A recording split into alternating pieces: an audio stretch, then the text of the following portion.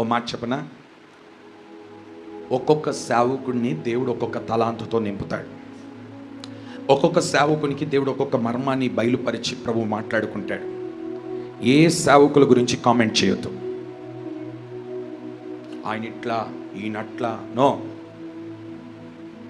చిన్న సేవకుడు ఇక్కడ నిలబడి మాట్లాడినా ఆ చిన్న సేవకుడిలో నుండి నీకు ఆదరణ కలిగించే ఒక్క మాట అయినా ప్రభు మాట్లాడతాడు. మాట్లాడా? ఇప్పుడు ఆ సేవకుడు గురించి మనం మాట్లాడుకోవడం వలన జరిగేది ఏంటో తెలుసా?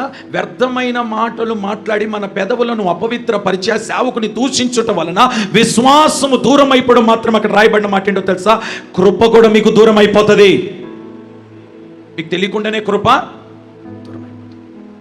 ఒకటి, సేవకుడు మనుష్యుడికి లెక్క చెప్పడు కానీ దేవునికి లెక్క చెప్తాడు కదా. మరి సేవకుడు దేవునికి లెక్క చెప్పేటప్పుడు నువ్వెందుకు సేవకుడిని లెక్కలు అడుగుతున్నావు? ఆయన సంగతి ఏంటి? ఆడి క్యారెక్టర్ ఏంటి? ఆడి కథ ఏంటి? కొంతమంది సేవకులని విలువలేదు తెలుసా? మనోడు ఏంటది? మనోడు మనోడేంటి? మనోడు నో. సేవకుడు సేవకుడే. చిన్నోడైనా పెద్దోడైనా సేవకుడు సేవకుడే.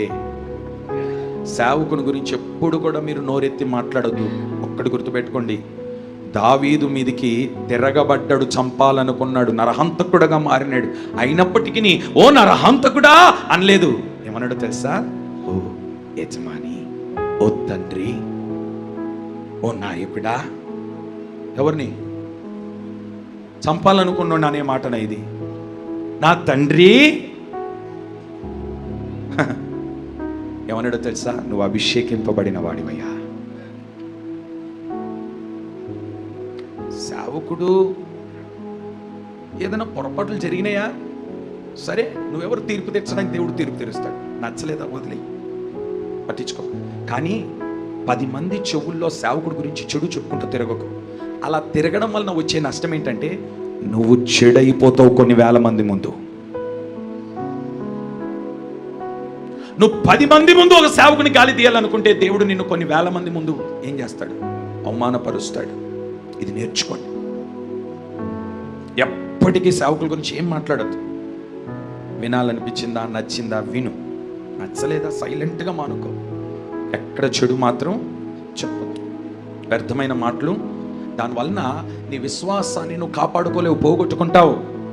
విశ్వాసాన్ని మనం కాపాడుకుందాము గాక. ఆమె చెప్దామా గట్టిగా? ఎంతమంది విశ్వాసాన్ని కాపాడుకోవాలనుకుంటున్నారు?